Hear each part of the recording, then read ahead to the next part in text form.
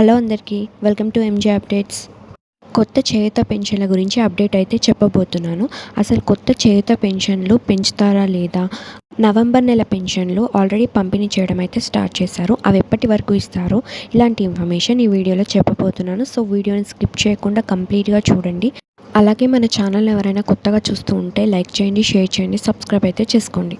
తెలంగాణలో కాంగ్రెస్ గవర్నమెంట్ వస్తే పెన్షన్స్ పెంచుతామని హామీలు అయితే ఇచ్చారు ఎలక్షన్స్ టైంలో. ఇప్పుడు ఇస్తున్న వికలాంగుల పెన్షన్ 4,000 6,000కు చేస్తామని, అలాగే వృద్ధులకు వితంతులకు 2,000 పెన్షన్ని 4,000కు చేస్తామని హామీలు అయితే ఇచ్చారు.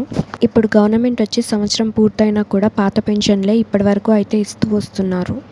అలాగే నవంబర్ నెల పెన్షన్స్ అయితే పంపిణీ చేయడం స్టార్ట్ చేశారు. అవి ఎప్పటి వరకు ఇస్తారని చాలా డౌట్స్ అందరికీ ఉన్నాయి. ఈ నవంబర్ నెల పెన్షన్లు జనవరి 5th వరకు అయితే ఇవ్వబోతున్నారు.